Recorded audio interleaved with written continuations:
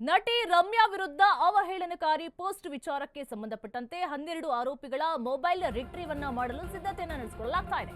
ನಟಿ ರಮ್ಯಾ ವಿರುದ್ಧ ಅವಹೇಳನಕಾರಿ ಪೋಸ್ಟ್ ವಿಚಾರಕ್ಕೆ ಸಂಬಂಧಪಟ್ಟಂತೆ 12 ಆರೋಪಿಗಳ ಮೊಬೈಲ್ ರಿಟ್ರೀವ್ ಮಾಡಲು ಸಿದ್ಧತೆಯನ್ನ ಮಾಡಿಕೊಳ್ಳಲಾಗ್ತಾ ಇದೆ. ಎಫ್ಎಸ್ಎಲ್ಗೆ 12 ಮೊಬೈಲ್ ರವಾನೆ ಮಾಡಿದ್ದಾರೆ ಪೊಲೀಸರು.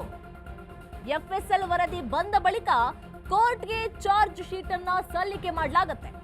ಕೋರ್ಟ್ಗೆ ಚಾರ್ಜ್ ಶೀಟ್ ಸಲ್ಲಿಸಿರುವಂತಹ ಸಿಸಿಬಿ ಪೊಲೀಸರು ತಪ್ಪಾಯ್ತು ಸರ್ ಅಂದ್ರೂ ಆರೋಪಿಗಳಿಗೆ ಜಾಮೀನು ಸಿಗ್ತಾ ಇಲ್ಲ. ಬೇಲ್ ಸಿಗದೆ ಪರಪ್ಪನ ಅಗ್ರಹಾರದಲ್ಲಿ ಆರೋಪಿಗಳು ಒದ್ದಾಟವನ್ನ ನಡೆಸ್ತಾ ಇದ್ದಾರೆ.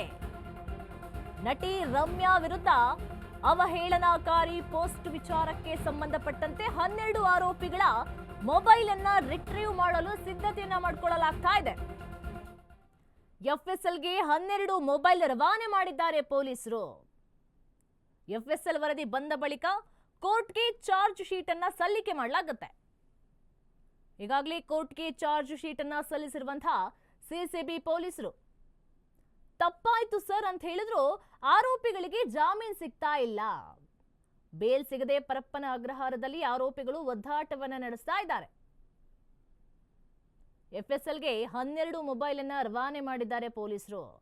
ಈ 12 ಆರೋಪಿಗಳ ಮೊಬೈಲ್ ಅನ್ನ ರಿಟ್ರೀವ್ ಮಾಡಲು ಕೂಡ ಸಿದ್ಧತೆಯನ್ನ ನಡೆಸಿಕೊಳ್ತಾ ಇದ್ದಾರೆ ಪೊಲೀಸರು. ಬೇಲ್ ಸಿಗ್ತಾ ಇಲ್ಲ, ತಪ್ಪಾಯ್ತು ಸರ್ ಅಂತ ಹೇಳಿದ್ರು ಕೂಡ ಪೊಲೀಸರು ಬಿಡ್ತಾ ಇಲ್ಲ.